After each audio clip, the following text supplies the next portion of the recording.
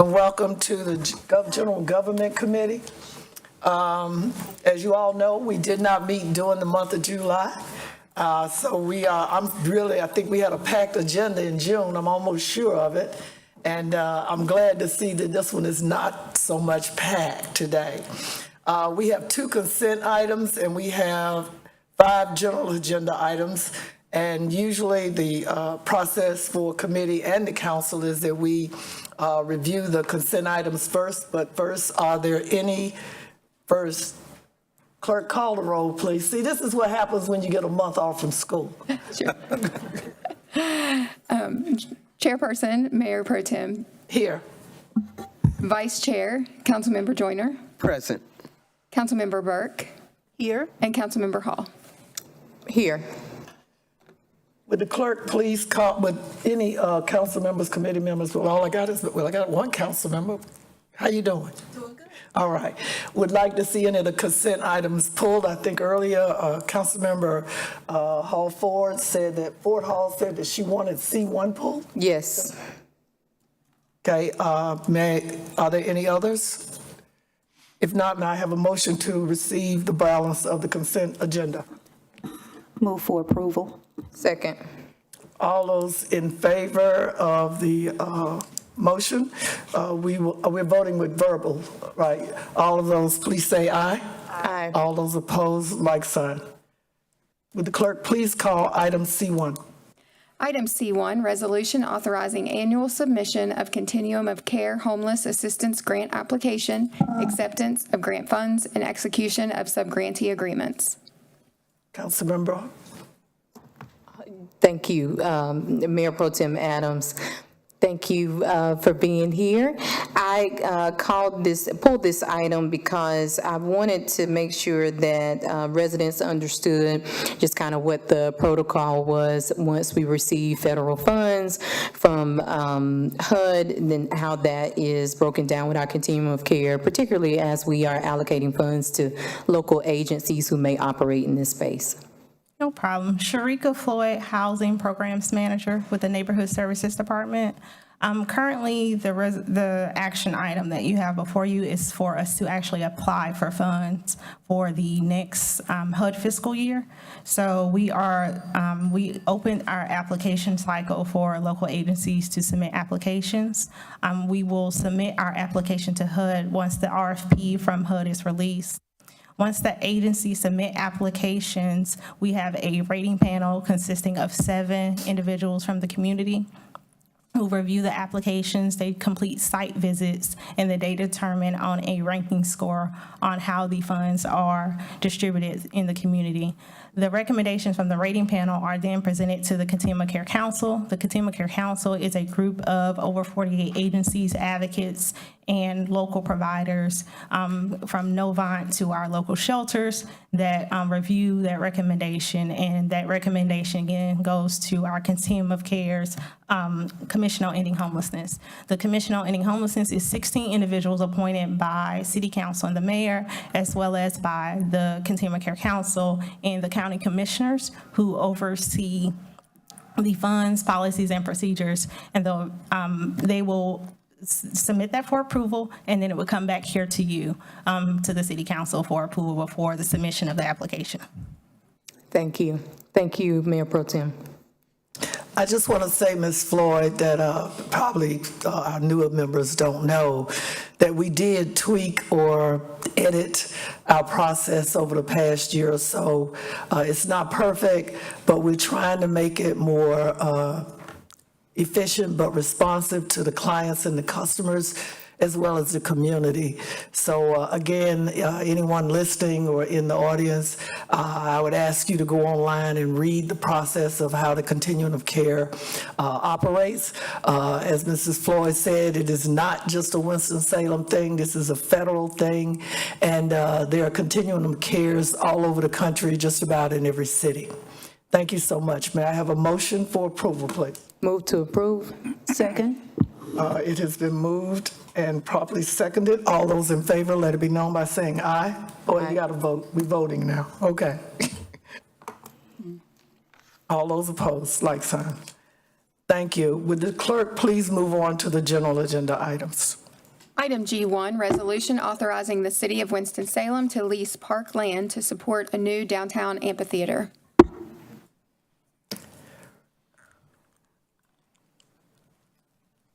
Mr. Rao, I must say, I'm used to having my cheat notes up here.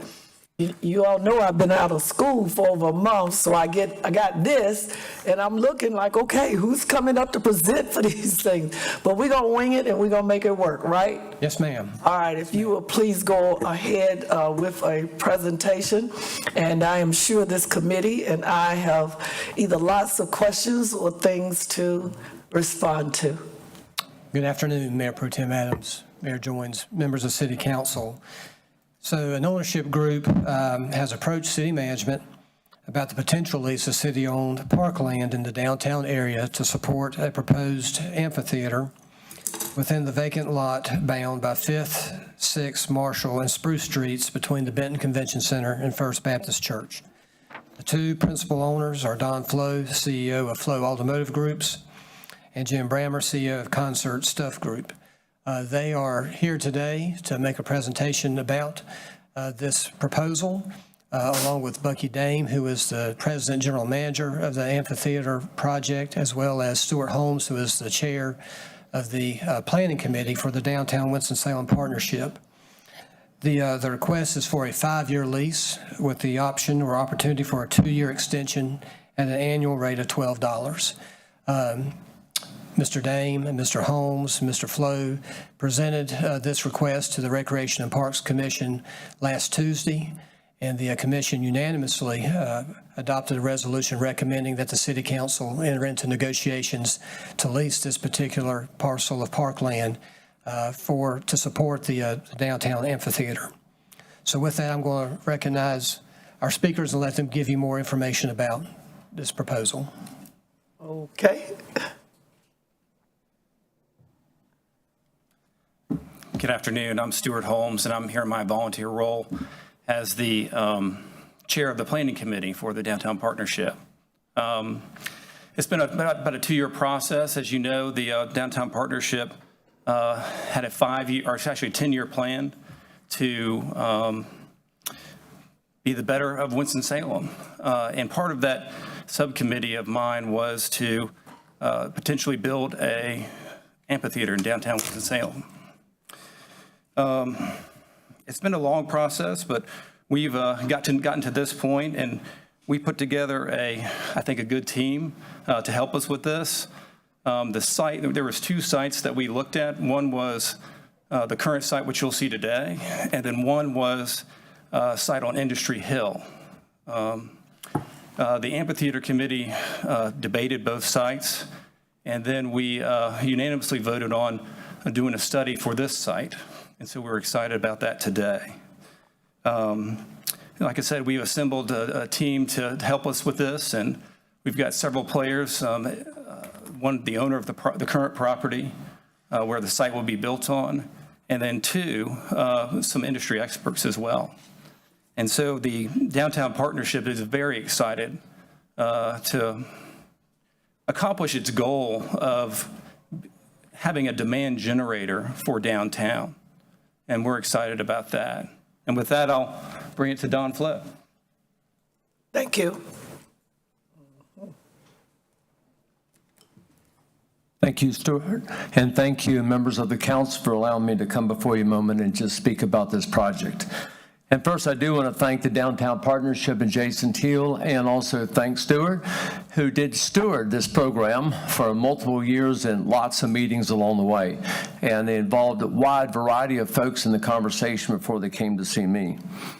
And I might take us back a moment. 25 years ago, this city committed to revitalizing downtown. And it took an enormous amount of work from a wide variety of folks dispersed throughout this community to make the difference we've had today. And it's a remarkable change in what's taken place. But we also know that since COVID, it's been tougher. Since COVID, we've had some of our larger employers actually exit, or they've also downsized because of hybrid workforce. And we've seen a number of businesses close downtown as we've struggled to find that same vibrancy that we once had prior to COVID. We believe this project offers an opportunity for us to find that vibrancy, to bring people back town again, and also open up restaurants and hotels and just traffic downtown. So Stuart approached me about this idea, and I told him that I have really 3 criteria today at this particular stage of my life for me to do something. I call it purpose, people, and place. It's got to be something that's committed to the common good that enable our entire community to really flourish. Secondly, it's got to be in a place that I love and care about, that I really want to commit my time and life to. And thirdly, it's got to be with people that I really admire and respect. And I've learned that it needs to be people who are really good at what they do and are good people also. And I'm pleased to tell you all about a very special partner that's agreed to join us in this. Only a few people in this community really know who Jim Bramer is. Jim started his company right here in Winston-Salem, in a small little place that first had a big vision about how could we create concert shells, events, engage in place that would really be distinguished in the United States. Jim is the leading person in the United States in this area now. I consider him to be the #1 entrepreneur in Winston-Salem that's turned out in the last 30 years. And we don't know about him. You go to a Paul McCartney concert, Jim built that. You go to Red Hat, Jim built that. We have never had this much talent where somebody put their hand up and say, I would love to come back to Winston-Salem and invest here because this is where I got started. And Jim just looked at me, and I'm trying to tell him what a great idea it was, and he goes, you want a partner?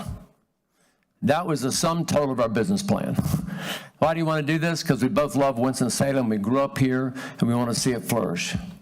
But I also recognize that I don't really know how to run a concert.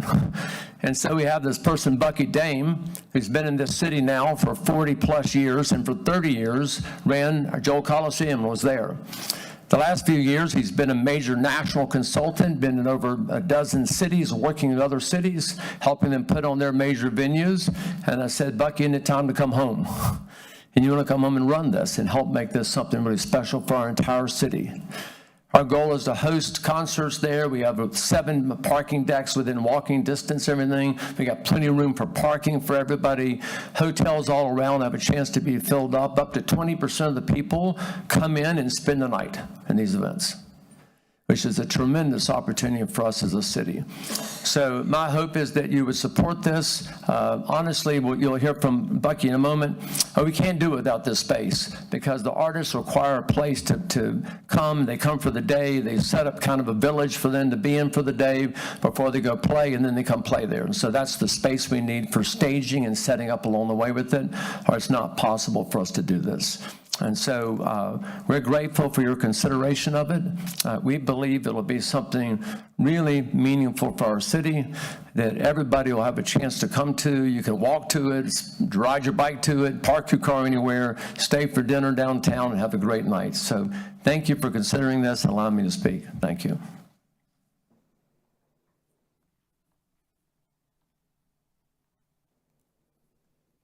Members of the council, Don talks about 25 years. It was 40 years the last time I was standing here at this podium speaking to, you were called the Board of Aldermen then. And Mayor, I believe you were in the city manager's office at that time. A lot has happened in my life in 40 years, and I'm not going to expand on what Don Flo said, but I would be honored to be part of this project. We need your support in this area of this piece of property. And I know you have a lot of questions, so I'm just going to open myself up. I'm an open book. I'm pretty transparent, and I pretty much tell it like I see it. So hit me with your best shot. I don't think we have any questions now unless the committee wants to ask them. I think they're taking notes and listening right now. We are open to listening, but I also have 5 other agenda items that just as important. So if there's anybody else want to speak, you need to do it now. I will say this, that this is a proposed 5,000 seat venue.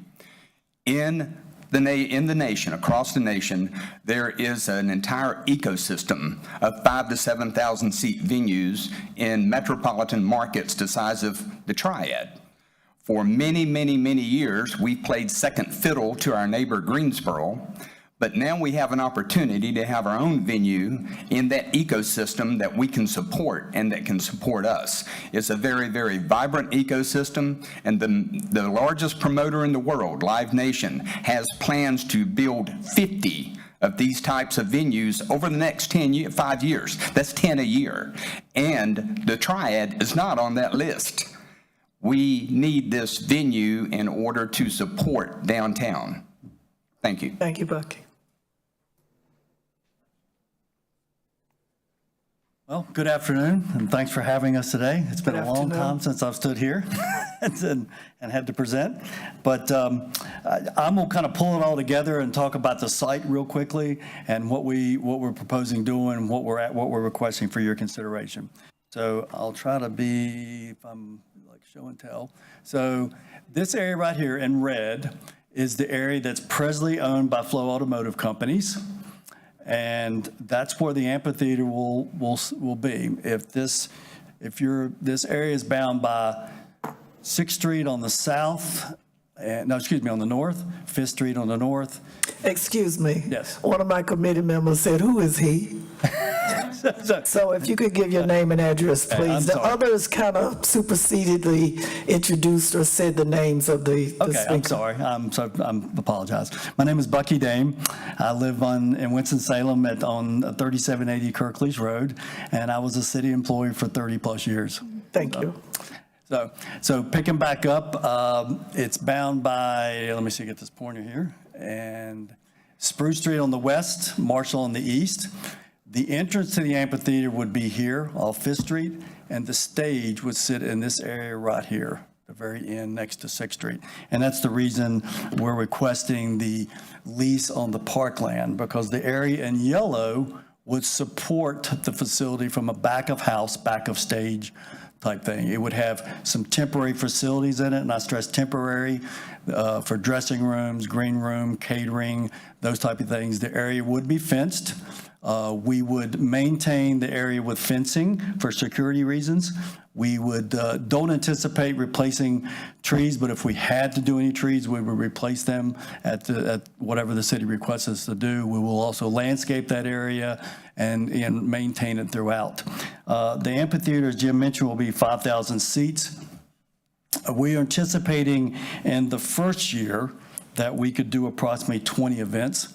It is going to be very much a community asset, as we have been speaking with the Winston-Salem Symphony, the North Carolina Black Repertory Company, Winston-Salem State University, and the North Carolina School of the Arts, because we see them as being vital to putting activity into this facility. We also will be using the parking on First Baptist Church on the backside. We've spoken to them. They are very supportive, and we'll be putting ADA parking as well as VIP parking in that area. And speaking of parking, there's no parking for the facility per se, but within a 5-block radius is approximately 6,000 spaces in parking decks and surface parking. And if you use an industry standard of 3.5 people per car for an event like this, we would need approximately 1,500 spaces. So well within what we need to make that work. So just the request we're looking at, and to talk about the parkland, there's about 6 parcels of land making up about an acre of total space in that area.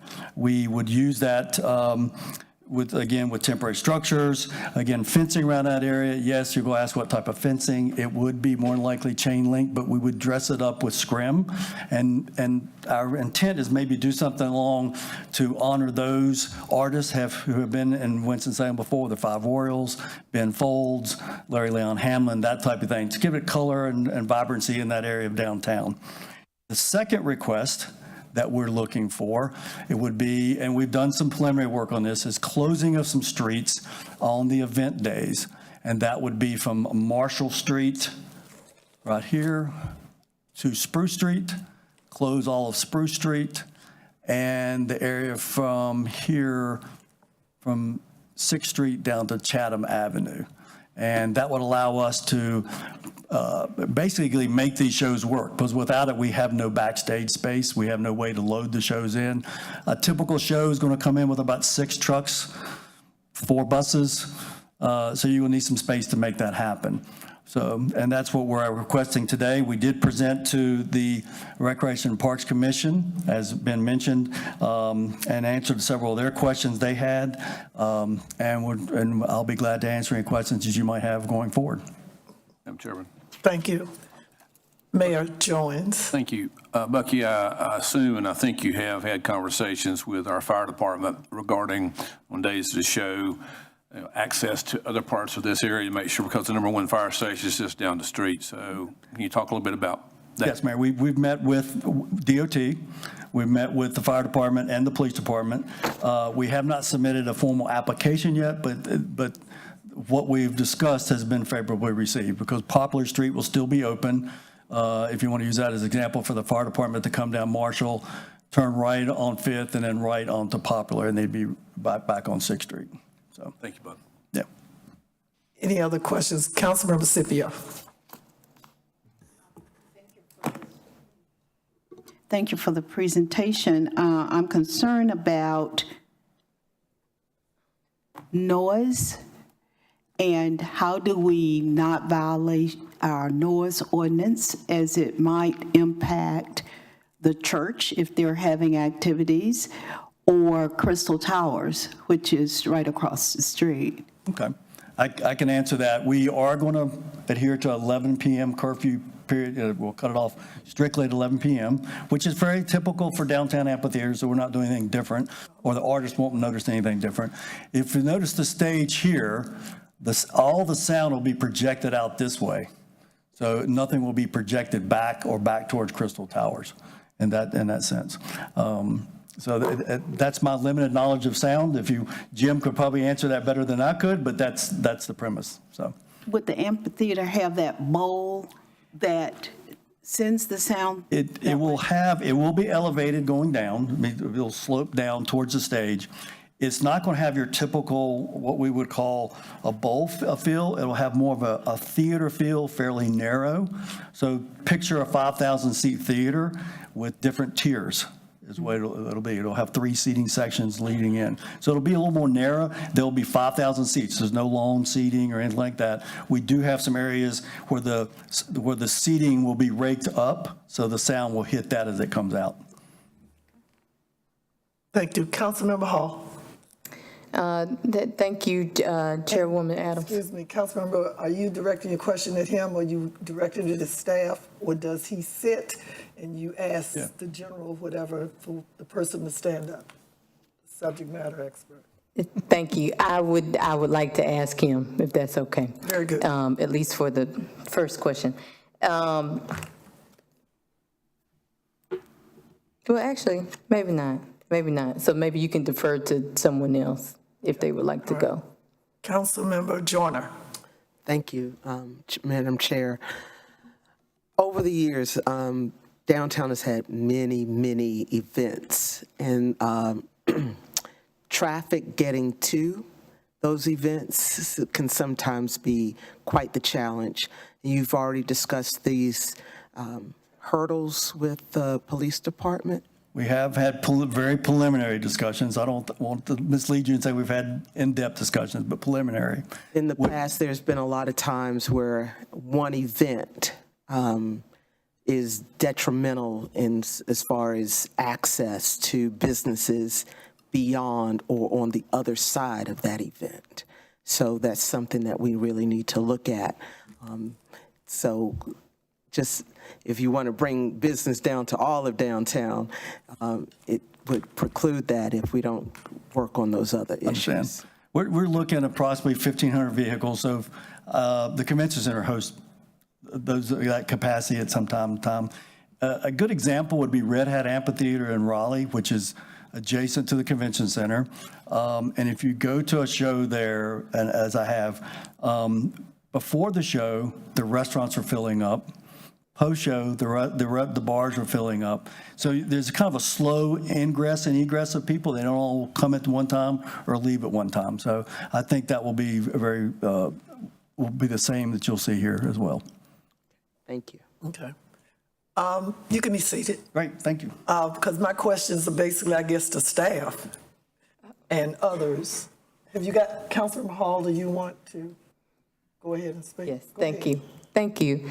I had some general notes. I think Councilmember Joyner touched on a couple of them, which was about some road closures. I had gotten a few emails earlier today that were questions about how road closures would affect residents in nearby areas. So those are some things that we want to make sure that you all are thinking about as you all are considering with moving forward with development, particularly for the residents that are on 6th Street side that is immediately behind this area that we're looking at on the map for the proposed amphitheater site, understanding that with events, you're going to have some road closures, but I want to make sure that people do understand what that looks like and what that will be. The other concern that I had was about Crystal Towers residents. Of course, this particular area is in the Northwest Ward, and I think, Stuart, we talked about that, about making sure that they were, one, aware of what was going to be, because they would be neighbors right beside them there on the 6th Street lot, but then also the amphitheater, and thinking about, I think Councilmember Scipio brought up the noise portion of it, but just thinking about how they would be affected by it, and then also how you can include them on communication, and if there are any opportunities, understanding that these are private dollars, so we can't tell you everything to do with private dollars, but if there are opportunities to include them, we want to make sure that we're thinking about ways that we can include them, particularly as we're thinking about anything that has any sort of dollar amount to it that could be for any sort of jobs or anything to make them feel included in using that space.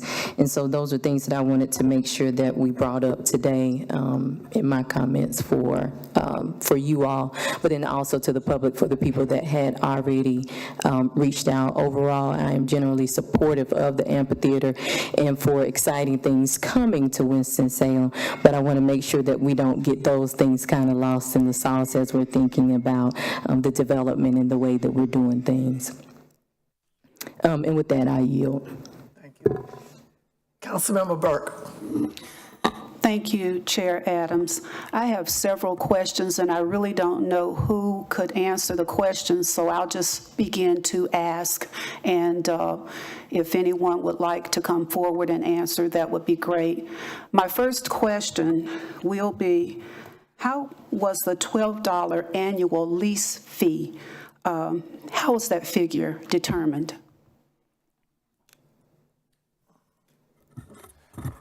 Councilmember Burke, I think that for this particular lease rate, we're looking at something that's similar to leases that we have provided for other organizations that are utilizing city property. For example, the former U.S. Bankruptcy Court building that you all acquired several years ago, we are leasing the first floor of that building to Muse at a rate of $12 per year. So it's, the intent there was for it to be a nominal amount, recognizing the impact that this amphitheater could have on downtown. Okay, so a floor in a building was how you determined the amount for all of these parcels?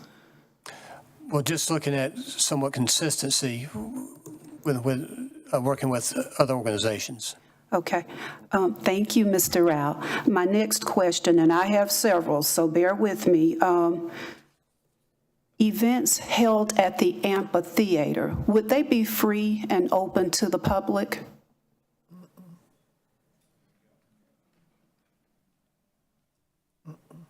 Councilmember Burke, there'll be a variety of events. Some could be free and open to the public. Some will be obviously paid events, ticketed events.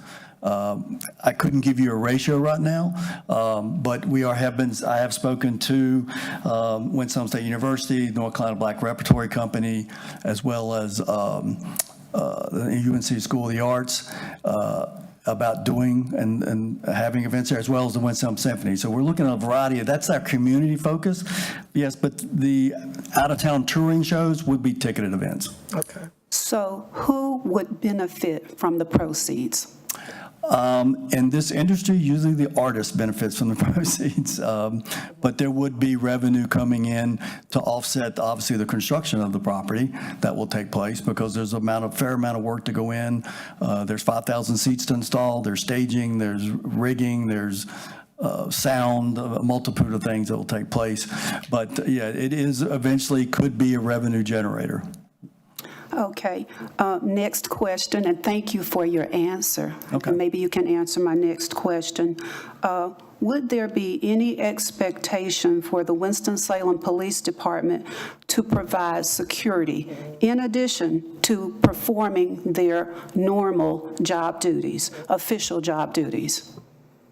Anything that would take place within the confines of the facility, being the amphitheater, or the traffic that we would blocking streets, et cetera, we would pay for that and assume we'd be paying through as an off-duty officer working that event. Once they get onto the streets and the parking decks, that's not something we would anticipate we would be responsible for.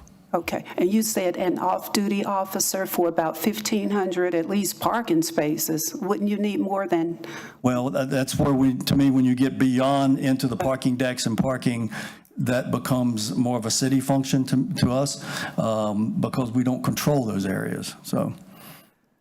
Have you considered that we do have Milton Roads and the Stevens Center, which currently is being renovated right now. Also, Corpening Plaza, that's kind of sort of an amphitheater already, as well as the Winston Park, kind of sort of like an amphitheater. Have you considered doing some work there to create the 5,000 seats? I can't speak to what the partnership did. I can speak that this facility of 5,000 seats would be very different than those, just capacity alone. I think the Stevens Center, when finished renovation, is going to be about 1,100 seats. Milton Roads is 500. Don't hold me to that. And I can't speak to the others, so. Thank you. Thank you. We did that study. Generally, the downtown partnership does what's it called, Jason, the summer series? And generally, that has about 1,000 to 1,500 people that show up to those, which is on different streets downtown, we have street closers for that as well. Generally, these types of venues you have the 1,000 type venue, you have the 5,000 type venue, and then you have the 20,000 type venue, which we already have a place for that with Joel Coliseum. And so that's the purpose of what we were trying to do is, have another demand generator for downtown, and have a larger venue where you can get larger acts, but also to Bucky's point that he made earlier, this will be a community asset where we've already been contacted by some churches who would like to hold services downtown. The goal for us is to open up by Easter so we can have a sunrise service there potentially. And so we're very excited that this will be a community asset. Thank you so much. I have one more question, and I think that this question is more for staff, city manager, staff. Since the council, we have identified as our #1 priority affordable housing. I'm just wondering, is it possible, or have we even thought about using the city-owned property for that purpose? You're talking about the parkland? Yes. To my knowledge, that has not been considered for affordable housing. Okay.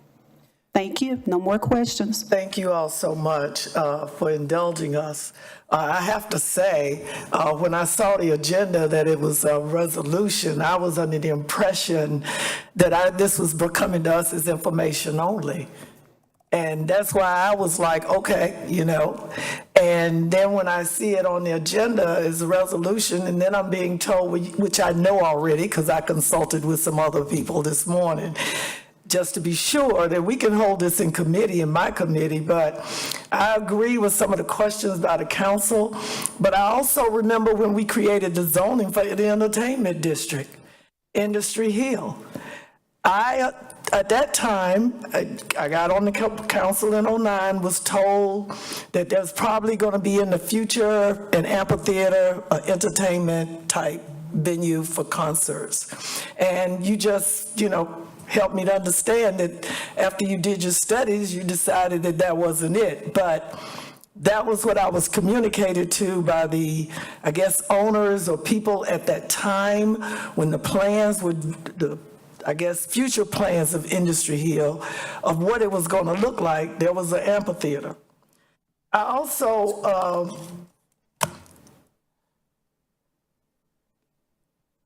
and to me, I was telling someone, and I'm digressing here because the chair, I can.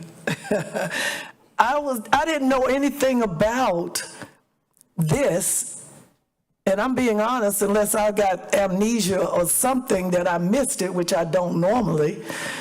I was in the Harris Teeter a couple of weeks ago in the aisle, and a person came up to me and asked me, "What do you think about the amphitheater?" Mine went to Industry Hill. And I said, I'm okay with it. They said, well, it's going to be downtown across from the convention center. I did not. The first time I really heard any discussion about this really in depth was this past week, last week. I don't have a problem with us building an amphitheater. Let me get the record straight on that.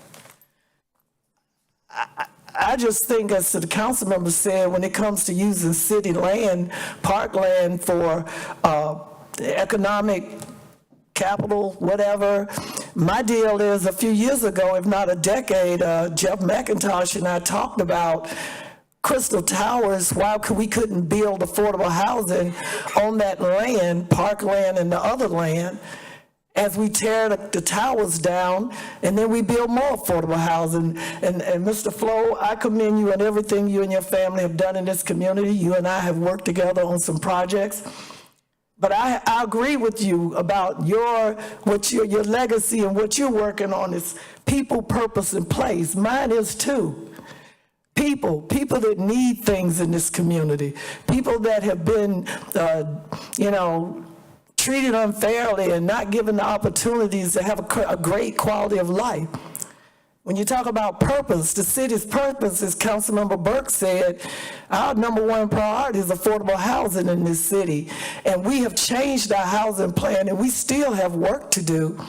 But my thing is, if we have land that we can use for anything as a city entity, the council needs to address whether we want to use it for housing or whether we want to use it for economic development or other things. Again, I don't want people to think that I don't want an amphitheater. I just think we need to understand that we have people in this community that we have to stand up and say no to sometimes, and it's not anything personal. It's business of the people. And again, I'm not saying that this idea won't fly. I'm only one vote. But I know where Dee Dee Adams' heart stands. And my thing has been for the past 16 years when I got on this council, this city and nobody was talking about housing. And I know I was. And I got to stick with that. So again, and when you told me, and I saw in the records, in the thing, agenda, that this item was brought to the Parks and Recs facilities last week. Recreation Parks, yes, ma'am. It just tells me that we can fast track anything we want in this city when we want to. And the community as a whole, they see us when we do these things. I have asked in the past that when we have things coming down the track, fast track, I have asked this since I've been on this council. I don't like being blindsided. I don't like not being able to tell the citizens what this is all about. As a matter of fact, I got something coming for y'all about something else we voted on, so you understand what it's about. I just, for right now, I'd like to hold this in committee, Mr. Pate and others in committee. I know this is probably going to be on the finance committees tomorrow, is it not, Mayor? No? Well, then, I know there may be a time restraint to this, but I can't, I'm not comfortable with anything of this because the public is now weighing in to us, vis-a-vis emails and text messages and phone calls and all others. And some of them jumped, and I'm not mad because I probably would have too, when the Journal put it out there this morning. So, Attorney Condos, what is my option here? And what is the pleasure of the committee? I don't want you guys, I just don't feel comfortable with this right now. Madam Chair, Councilmember Joyner. I think that at this point, there's a lot to consider. And there is, one, the vibrancy of our downtown. If people aren't spending money downtown, people aren't coming to our downtown, people aren't visiting from out of town to our downtown, as our downtown goes, does our city go? And so it's very important that we have people like Mr. Flo who are always looking at that kind of vibrancy. And down the road, that's not just hopefully by Easter, but we're talking about 10 years from now. That's important, what the next phase is. But to that end, we have to think about the people who live here every day. We have to think about our neighbors. And purpose without people is not a good purpose. So I would ask and suggest to this committee that we allow the community to be heard. And I don't suggest that we need to sit on this for 2 or 3 months, but I would ask that we allow the community to be heard and be heard as a whole, have all the different components of this, and everybody take a breath and then come back. And then we have a fairer ability to vote and make decisions that impact all of the residents and not some of the residents. Also, just a moment, Attorney Condos. I also know that what also works when Councilmember Joyner said that our downtown is dying and we don't have anybody coming here. The data that we have data.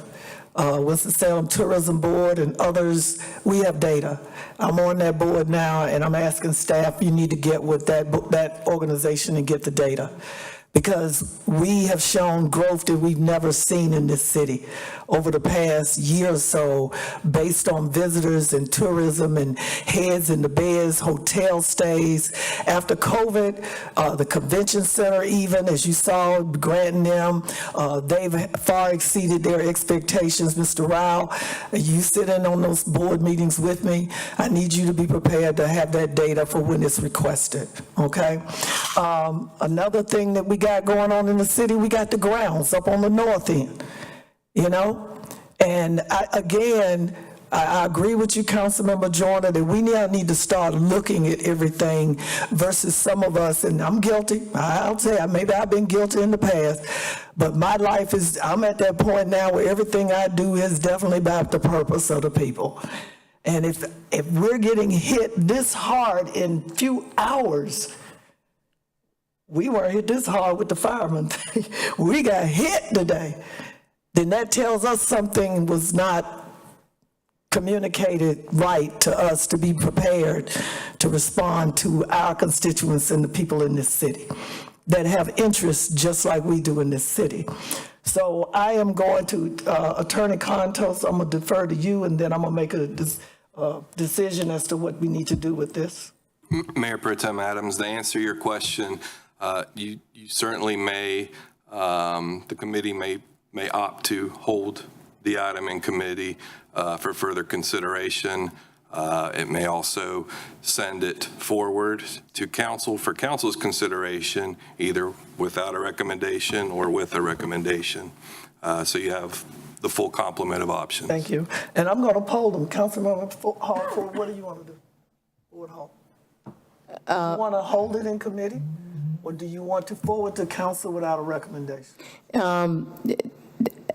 My first thought would be to forward to council without recommendation. If we're holding it in committee, where do we be holding it for? We heard the information. Would that just be to hear from residents, because we can't hear from them in committee? So if we could move forward. So you're for forward, Councilmember Burke. My recommendation would be to hold it into committee until we have a chance to hear from our citizens. This is new to me as a council member. The first I heard of it was a week before last. I've received a lot of emails from citizens, and I think we just need to take this slow. It appears to them, and it also appears to me, that this process is being fast-tracked, and I think we should just hold it in committee until we get more information and find out exactly how our citizens feel about this request. Thank you, Councilmember Joyner. I would suggest that we allow it to move forward without recommendation. It is, I think we've gotten a lot of information. I think that our colleagues on the full dais can continue with this, and it also allows for public response if we wanted to.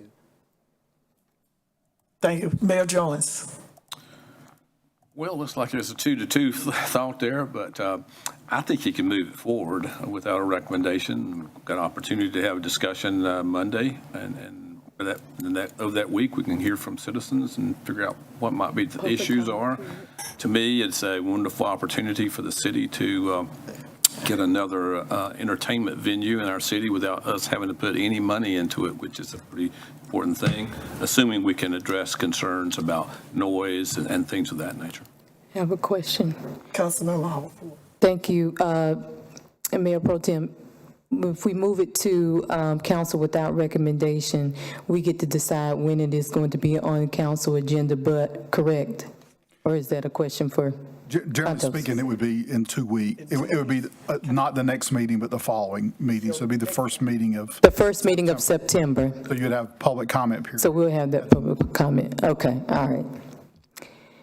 Okay, my answer still stays the same with public comment in between. Did you vote? That's 2, like he said, that's 2-2. Attorney Condos, where do we stand on this if we are deadlocked? That's a good question. I'm gonna have to do a little digging real quick.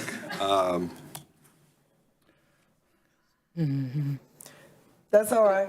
We'll vote. We'll move it forward without a recommendation. But I can tell you this: all of y'all better be prepared to deal with what's going to happen at public comment in the next couple of weeks. Okay. All right. Can we move on to the next agenda item, please? You still need to vote. We still need to vote? Yes, ma'am. Yes. You would need to vote. You're correct. You're move it. correct. All the clerk, please call the question. Read the item, please. Yeah. Resolution authorizing the city of Winston-Salem to lease parkland to support a new downtown amphitheater. Thank you. All those that approve the motion, the agenda item, please vote accordingly. All those Can I, opposed? The motion is let me ask to make for a clarification, I think, for your committee members. I believe you're looking for a motion from one of the committee members to move this forward Without to a the council recommendation. agenda without recommendation. Okay. Councilmember Hall. Thank you, Mayor Pro Tem. I move that we move this item forward, G1, to city council meeting without recommendation. I second. It is moved and properly seconded to move G1 to the council without recommendation. All of those in favor vote accordingly. All opposed, like signs.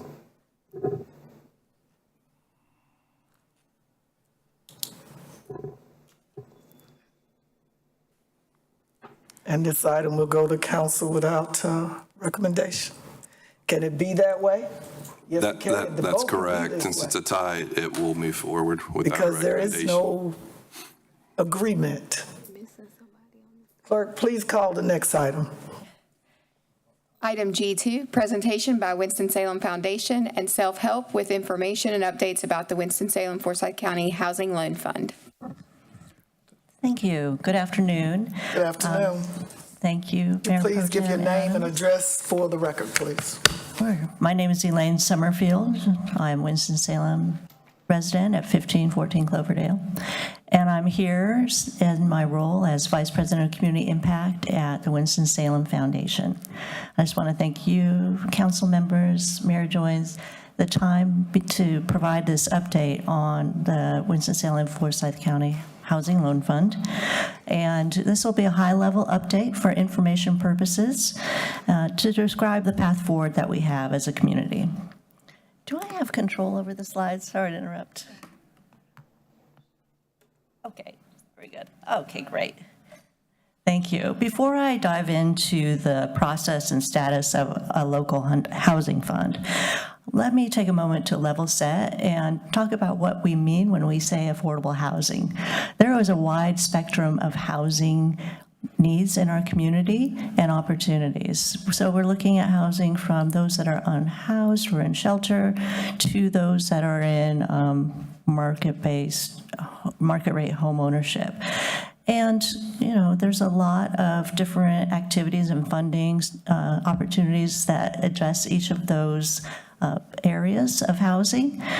And a housing loan fund for a community is but one tool to address that spectrum of housing needs. It is not intended to solve all housing issues, but it is intended to be a financing tool that will help to encourage and facilitate the construction and preservation of affordable housing in a community. We are in a crisis right now, and we need to call upon all the tools that are available to us at this time if we want to see Winston-Salem be a community where everybody thrives. Housing is a fundamental aspect of that thriving.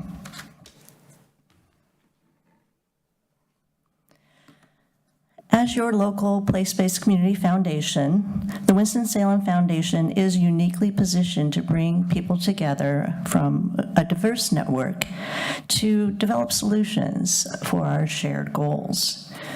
We had the opportunity to do this last year in calling together a cross-sector team for a working group to explore how we can establish and create a housing fund for Winston-Salem, Forsyth County. It was a truly collaborative cross-sector team, including members from faith community, housing community, advocates, bankers, lawyers, and other philanthropy institutions. And I want to just thank members of the housing working group that are here with us today. It was definitely a team effort.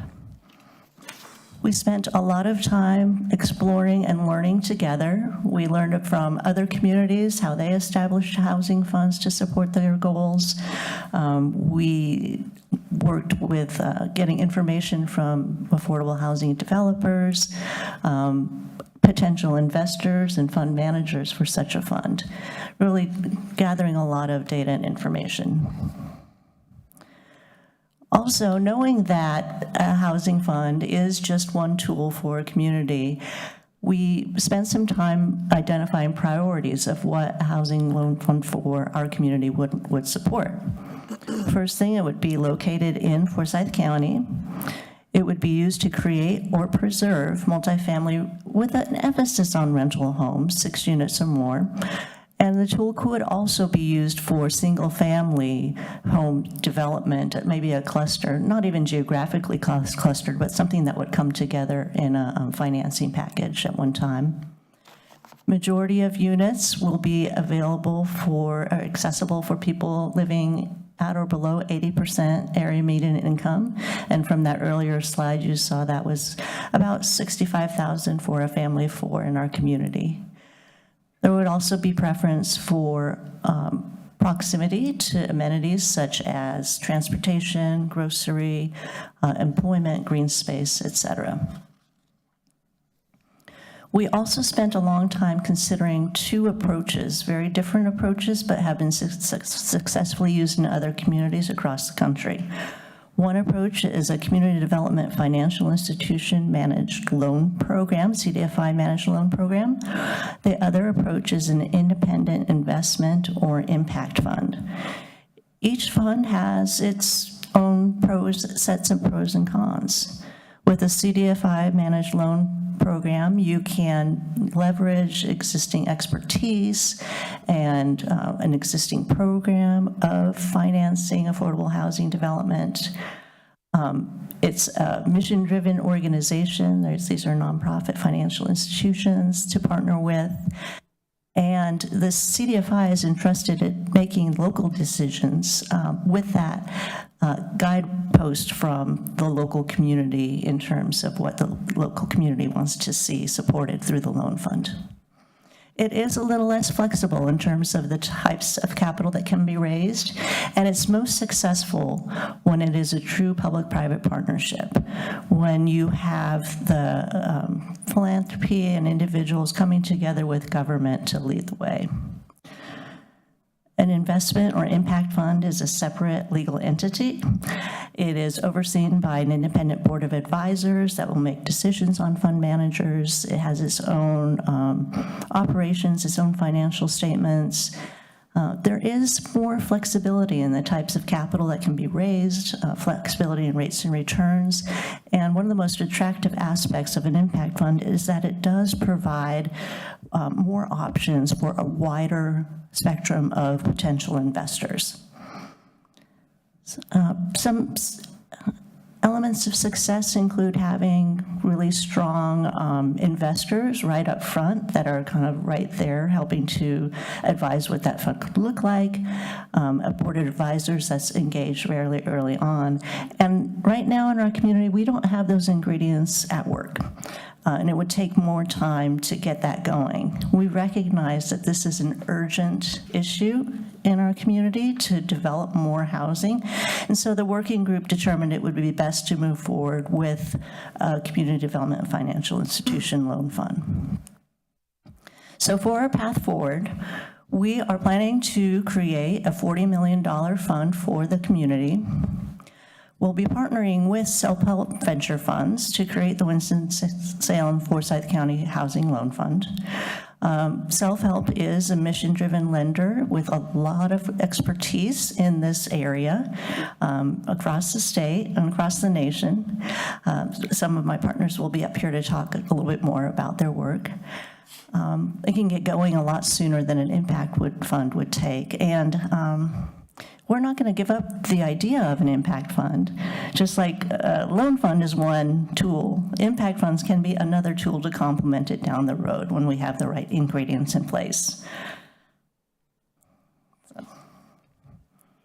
Our current goal is to raise, for the Winston-Salem Foundation, is working to raise $10 million in the top loss funds. These are funders or investors that will be making either grants or gifts or very low income or low interest loans for the purpose of the fund. We anticipate this will come from a variety of partners across the community, and I'm excited to share that the Winston-Salem Foundation's board has approved a $1 million investment to seed the fund, and so now it's time to get other local leaders to join us in this effort. Here to talk to you more about self-help and the work that they do and their experience in housing funds is Katie Little and JJ Freilake. Hi, everyone. Thank you, Mayor Pro Tem Adams, Mayor Joines, and members of the council. Appreciate the opportunity to be here. My name is Katie Little with Self-Help, and I'm a Senior Associate of Capital Development. Wanted to share a little bit more about Self-Help. We are a national CDFI based in Durham and founded in 1980. And our mission is to create and protect economic opportunity for all. And we do that through a family of nonprofits. We have 2 credit unions, a state chartered credit union, a federal chartered credit union, a research and policy organization, and then the Ventures Fund, which is what Elaine was speaking about, which is what this Affordable Housing Loan Fund would be through. And then we have affordable housing loan funds throughout the state. Our first one was in Durham, and most of these are public-private partnerships. And then we have since, after piloting this concept in Durham, we have expanded to Wake County, Greensboro, and Western North Carolina, and Chapel Hill were most recently launched just this year.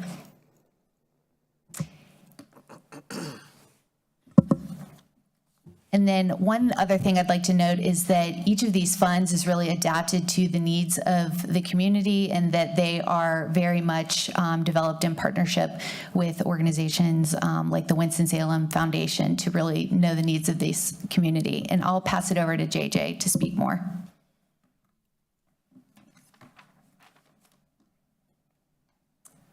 Thank you, Katie. Mayor Pro Tem Adams, Mayor Joines, members of the council, my name is JJ Freilich. I'm the housing sector leader on the commercial lending team at Self-Help. And I'd like to, first of all, thank you for welcoming Self-Help to this conversation over the last 2 years. We think of ourselves as patient capital, and we know that's what it takes to do good things in the community. And since I last spoke, we've merged with the Winston-Salem Federal Credit Union here in town, so it's exciting to have a retail presence here. And that really reminds me that the funds are really based on community input. We have a good model that we're really deploying across our footprint here in North Carolina. Excited to see that grow, and we're seeing some good success with our loan funds. We have 2 products that we deploy that we found really are having traction out of the loan funds. Acquisition bridge product to enable developers to acquire and hold properties for future development. That's a real challenge in the market when other developers may be out there, other uses may be out there for property, and we need to preserve it for affordable housing. And then secondly, a gap financing product. And the gap financing is really to fill that widening gap between what projects can typically support as debt, maybe even low-income housing tax credit projects can bring in as tax credits, and very limited equity that's available, particularly from nonprofits. And so that widening gap is really becoming a chasm as building expenses go up and rents are staying stagnant. And so that's where the loan funds come in, really multiplying the private and public capital that comes in forms of the subsidy of the fund. I think really want to emphasize, we've got $145 million under management now. We may, if Winston-Salem and others that are interested in starting funds, grow that to $254 million across the state. It's an exciting time to be deploying these funds. And I emphasize they're a flexible tool. We have been modifying as we learn more from our communities, we learn more from the deployment of these funds, modifying those funds and how we deploy them, and really sharing that learning across all the communities, because every community has very similar challenges. With that, thank you very much for the consideration today, and we will remain open for your questions. Thank you. Thank you. You all have any questions at this time? Any committee members? No. Okay, I'm going to get, Councilmember Joyner, Councilmember Scipio, and Mayor Jones. Thank you, Chair. I had a question about the Durham Affordable Housing Loan Fund, started in 2019 with $10 million. Is that still an active fund that's growing and still able to give out loans? Thank you, Councilmember Joyner. Yes, it is an active fund. It is $10 million. 2019 was when it initiated.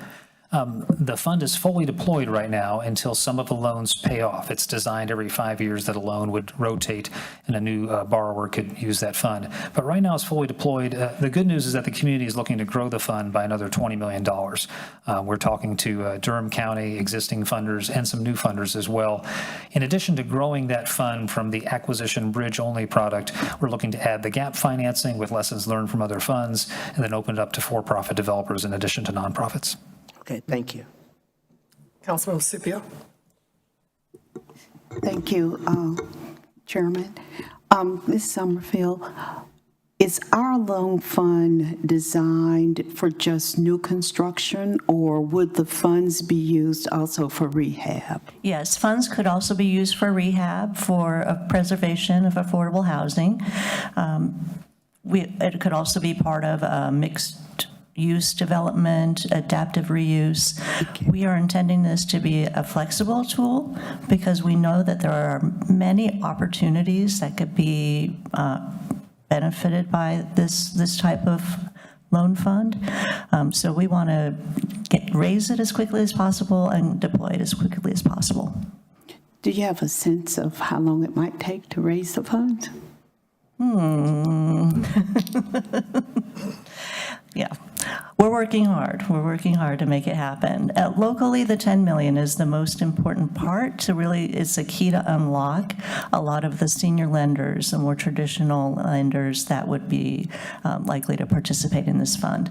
But they would like to see that first, very low income or no interest rate funding come in so that they know that their investment would be, have a lower risk. Thank you. Mayor Jones. Thank you, Madam Chairman, and I want to thank Foundation and Elaine particularly for pulling all this together. We've been working on it for a long time. She and I have made a number of calls to larger contributors, and I think they are very interested. I think the money will come forward, but we've got, as a city, I think, and there's an item later on the agenda where city will consider seeding some money in there, and I think it's important that we're in the game because the question that we're receiving, is the city committed to this? And we can talk about we are, but to me, as you can see, there are 5 other cities that have seen the value of these funds, and Charlotte's not mentioned on here with self-help, but they've got a huge fund. Spend it, and they're getting ready to raise, I think, close to 100 million maybe in their effort there. So I think this is another great tool, a flexible tool that will allow us to continue to develop affordable housing here in Winston-Salem. Thank you. Any other comments? Elaine, you and your team, as you know, it's been, like you said, a couple of years, maybe longer, that we've been talking about this, and it's always been, don't get me wrong, government is government, and we can't do everything. Absolutely. And sometimes, like in your workspaces, we don't do well working on some projects together. We need to let some citizens help us with it that have the subject matter expertise to help us understand the importance of it and the possible results of it, and then bring it to us like you've done today, so we can understand as a council in a city how important this is. Again, because we waited, to me, by the time I talked to you, I was throwing my hands up in there. I'm like, what is it gonna take? In the world we live in now, without a housing trust fund, a city or a government entity cannot be successful and will not be successful because that vehicle allows us to go get others, our corporate people in the community, our philanthropic people in the community, and we have to have that. And the community. Even though we know we want millions, if a person or family decides, just like with your organization, they want to gift us $1,000 towards the Housing for Trust Fund, then it'll be taken. But I want to thank you and everybody that's worked on this. Thank you so much. Thank you other peer cities that we visited, some of us, and spoken to about this. But Mayor, I look forward to us going forward with this and making this happen. Thanks. I look forward to coming back and giving you all an update. Thank you. Clerk, please call the next item. Item G3, resolution to name the Salem Lake Pier in honor of Brian K. Hutchins. Mr. Royston.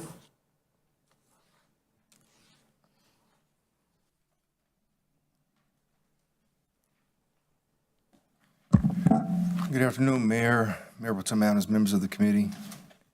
The Recreation and Parks Commission at their August 5th meeting received a request from Mary Ellen Jones to name the Salem Lake Pier, the recently renovated Salem Lake Pier, in honor of Mr. Brian K. Hutchins, who was a longtime employee with the city, with the Recreation and Parks Department.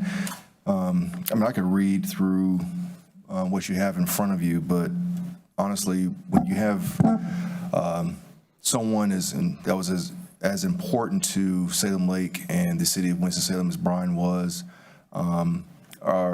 knowing that our commission unanimously approved this recommendation, Brian worked, I believe was Employee of the Year back in 2005, and many of the fishing tournaments and programs that are still being conducted there at Salem Lake started when Brian was there.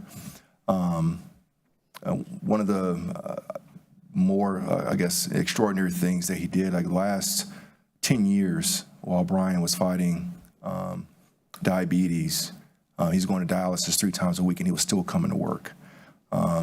And I think I speak for many department heads across the city who have staff who are able-bodied, who have cars and still can't get here on time sometimes. But, you know, when you have that kind of dedication, there aren't interview questions that where you can kind of draw that out of people. He's one of few people that I've had the honor to work with over the years that I call Recre Angels. Brian has truly made an impact there at Salem Lake. We recently completed renovations there at Salem Lake on that pier. It's actually extraordinary. New fishing areas, lighting, accessible access. We'd like to ask that it's the motion in front of you here at the committee is moved forward to council for full approval. Councilmember Scipio. Thank you, Madam Chair. Mr. Royston, Mr. Hutchins retired from the city? He did not. Mr. Hutchins passed away. Yeah. Okay, that's what I didn't know. Thank you so much. Mayor Joynes. Madam Chairman, I just wanted to say that I recommended or asked for this consideration. Those of you who knew Brian knew he was a big guy, but he had a big heart too. He loved that lake. He worked hard, as William mentioned. And so I think it's a very fitting tribute to him. It really exemplifies, you know, an employee who comes in, works, you know, in the trenches, so to speak, for a long time to recognize their work. So I would appreciate the committee's consideration of this naming of his of the pier. Yes. If there are no more questions or comments, could I have a motion for approval of this item G3? Move to approve item G3. I second. It's been moved and properly seconded. All those in favor of the item, please vote accordingly. All those opposed as well.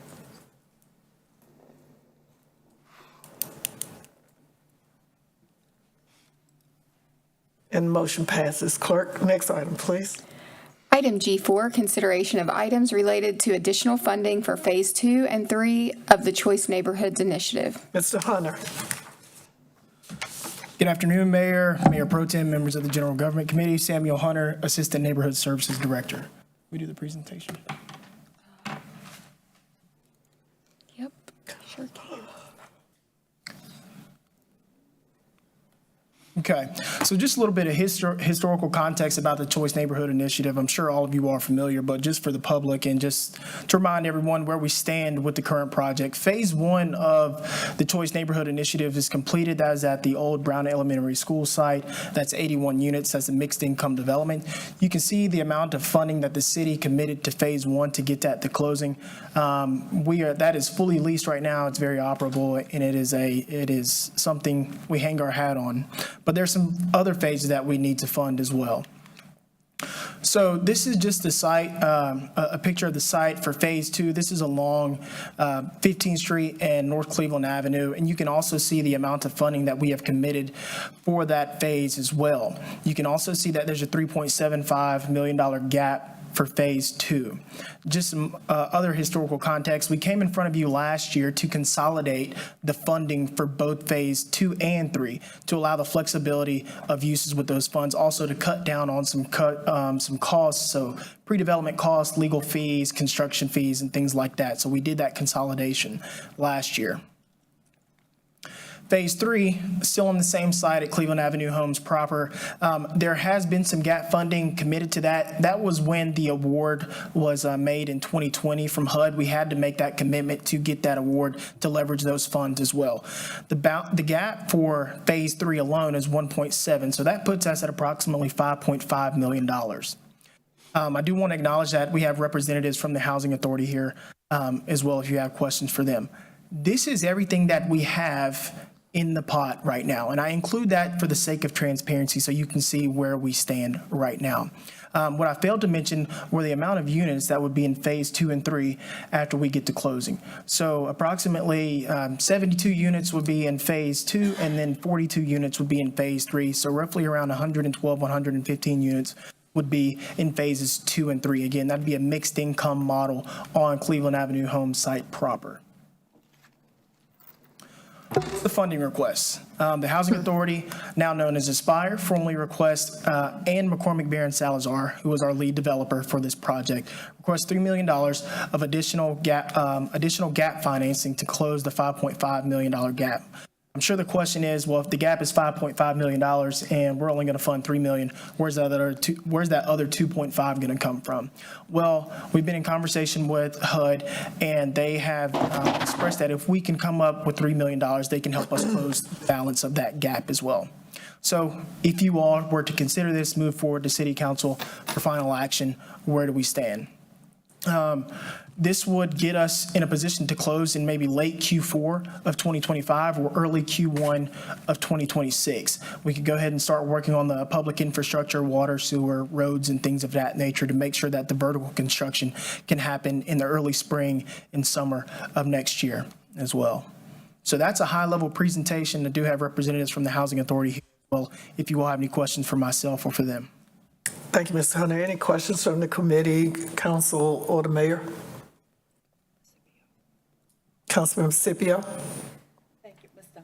Hunter. Keep turning. Thank you, Mr. Hunter. I know that we never, as a council, thought we'd be investing this much money in this project. However, we definitely need to move forward.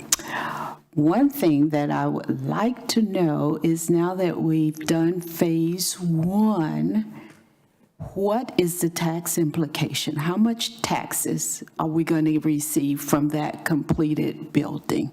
I'm gonna turn that to the Housing Authority, since they're the property owners on that. And they do pay taxes?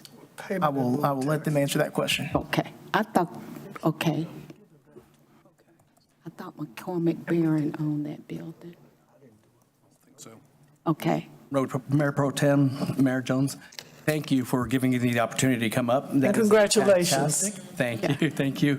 That is a fantastic question, Councilman Scipio. I will do a little research on that background and get back to the council. I don't want to give any bad information out, but again, we partner with you folks to make affordable housing happen. I provided you an aerial view for your pleasure. Yes, that shows, it maps out phase 2 and phase 3. Again, as Samuel mentioned, phase 2 is 72 units.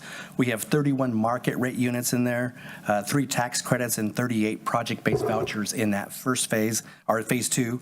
And in phase 3, we have 9 market rate units, 19 tax credit units, and 14 project-based vouchers in that development. So we're excited to see this get off the ground and get going. As you have been out to Brown School Lofts, there'll be the same quality of townhome housing out there, and we're real proud of Brown School. Thank you. Councilmember Joyner.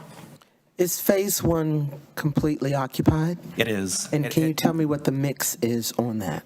I don't have that in front of me right now, but it is 81 units, as Samuel mentioned, and it has reached stabilization, meaning that it's met the tax credit requirement for drawing some of those tax credits down. But I can get that to you. Katia might know it offhand.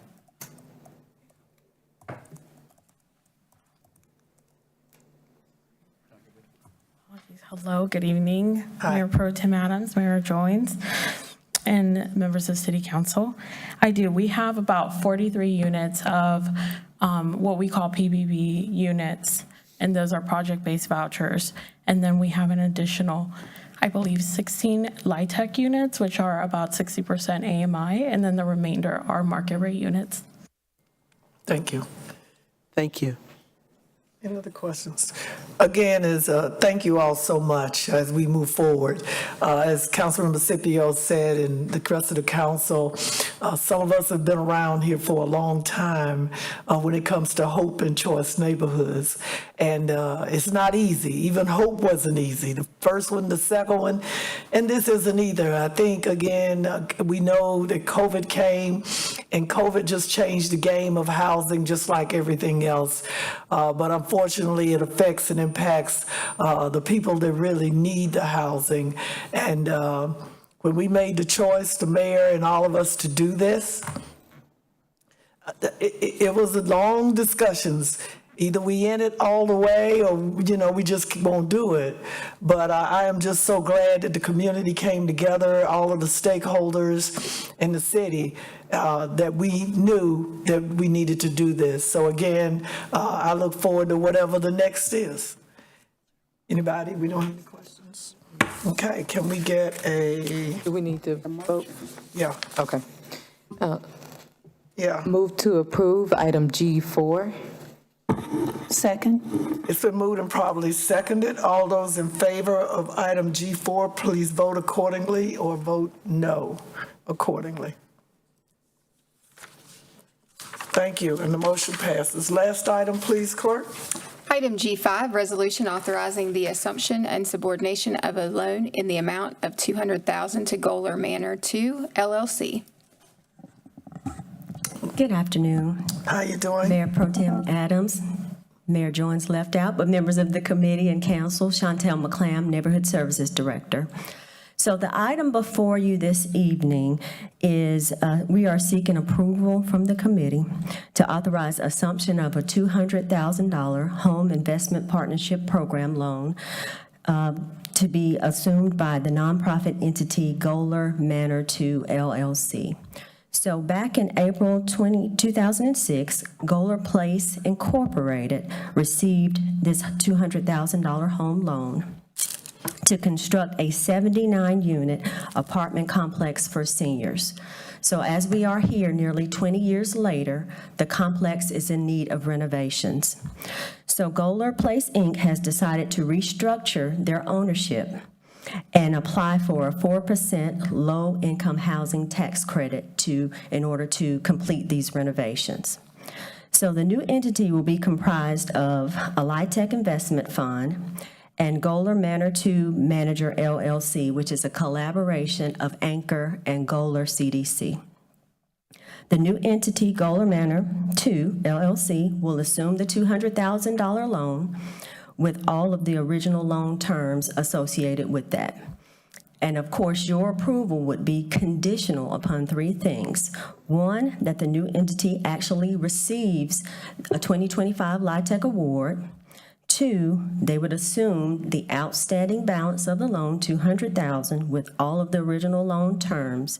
And three, they actually receive approval from HUD to move forward with the LIHTC application with adherence to all of the Section 202 program guidelines.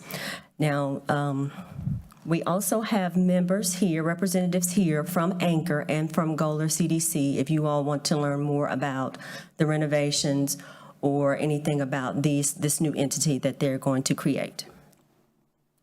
Any questions from the community? No. Councilmember Scipio. Yes, I have, just for clarification. We made a loan in 2005 for $200,000, and the balance is currently $200,000. Yes, I did not mention that this was a 50-year term loan. The loan actually becomes due in 40 years, so in 2046, the loan would become due. So either they could pay the balance of the loan then, or for $200,000, or they can accrue interest over the next 10 years at 5% and make payments on this loan for the next 10 years after 2046. They have been, it was no interest for a certain period of time and no payment? Deferred interest for 40 years, yes, ma'am. Oh, okay, thank you. And then my second question do we know who the principals are in the investment management team?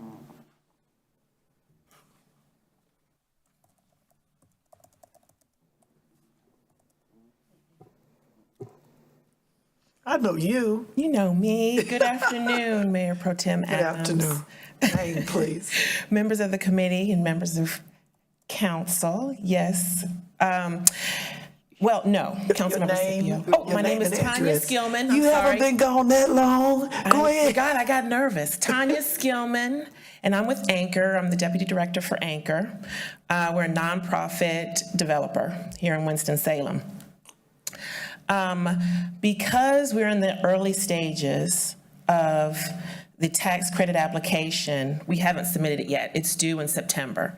And so now we're building our capital stack and seeking, one of the items is the 200,000. We're also applying for grant funding from the Atlanta Federal Home Loan Bank. So we're waiting to hear about that, and we will submit. I also was wondering if we could make the contingency just to tax credits and not necessarily limiting it to 2025, just in case we push over into 2026, but if we can talk about that later, that would be helpful. If we can amend that, just to be an award of low-income housing tax credits, that would be great. That would allow us a little flexibility.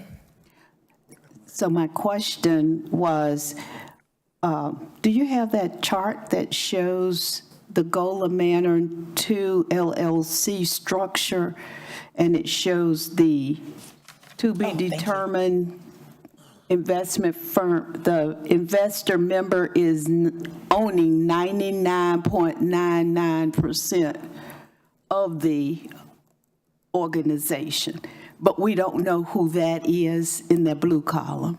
That's the tax, they will purchase the tax credits. But we don't know who they are. No, ma'am. Oh, I see. We won't know that until we get an award. Correct. Oh, okay. And they become the investor for the new LLC. That's right, but as the managing member, we would still own it. Okay, thank you. Oversee it. Councilmember Joyner. It's The reason why you're here in part is that there are repairs that need to be done to. That's correct. What is the dollar amount at this point of repairs that need to be done? We are currently kind of fine tuning the scope, but we're about 25 million currently. And so in 20 years, how are you going to pay for it again? They take it back through the tax credits. Correct. You want to keep coming to us? Yeah. Well, for 200,000, yes. We can keep pushing that forward. Okay. Yeah. Any other? If not, could I get a motion to approve item G5, please? Move for approval. Thank you. I need a second. I'll second. It's been moved and properly seconded. All of those in favor, please do so by voting. All those opposed, likewise.